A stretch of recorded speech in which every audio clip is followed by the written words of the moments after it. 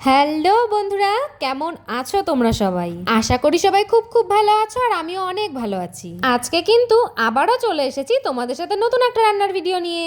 রান্না পরে হবে, আগে বলো আমার রান্নার ভিডিওগুলো তোমাদের কেমন লাগে? হ্যাঁ হ্যাঁ, জানি জানি, আমার চ্যানেলে নতুন নতুন রেসিপির ভিডিওগুলো তোমাদের প্রত্যেকেরই হয়তো খুব ভালো লাগে। আমার পোস্ট করা রান্নার ভিডিও সবার আগে দেখার জন্য তোমাদেরকে কিন্তু অবশ্যই আমার আইডিটাকে ফলো করতে হবে। তাহলে চলো দেরি না করে রান্নাটা শুরু করা যাক। বরমশাই আজকে চেলা মাছ নিয়ে চলে এসেছে, আর সত্যি কথা বলতে আমি কিন্তু এই মাছটা আগে কখনো খাইনি।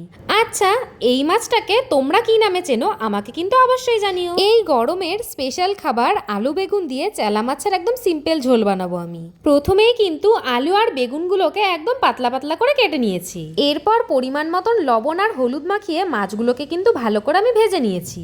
এখন ওই তেলেই আগে থেকেই কেটে রাখা আলুগুলোকে পরিমাণ মতন লবণ আর হলুদ দিয়ে আমি কিন্তু ভালো করে ভেজে নিচ্ছি। এই দেখো, আলুগুলোকে কিন্তু বেশ ভালো করে ভাজা হয়ে গেছে।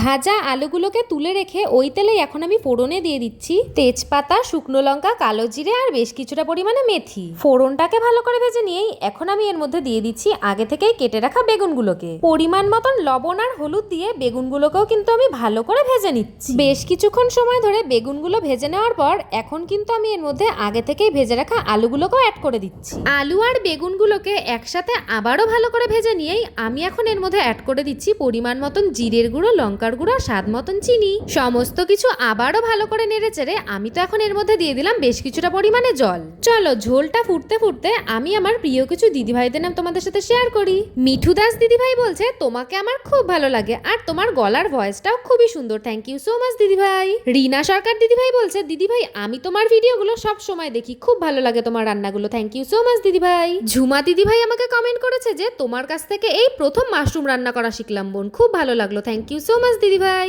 সুনিতা দিদিভাই বলছে আমি তোমার প্রত্যেকটা ভিডিও দেখি আর কমেন্ট করি, তুমি তো আমার নামটা নিচ্ছই না। এই তো দিদিভাই, আমি তোমার নামটা নিয়ে নিলাম। এই দেখো, বেগুন আলু দিয়ে চেলা মাছের সিম্পল রেসিপি কিন্তু আমার একদম রেডি। এই রেসিপিটা তোমাদের কেমন লাগলো আমাকে কিন্তু অবশ্যই জানিও। আজকের মতন এইটুকুই, তোমরা সবাই ভালো থেকো, সুস্থ থেকো। চলে আসবো আবার নতুন আর একটা রান্নার ভিডিও নিয়ে। তো চলো সবাইকে টাটা।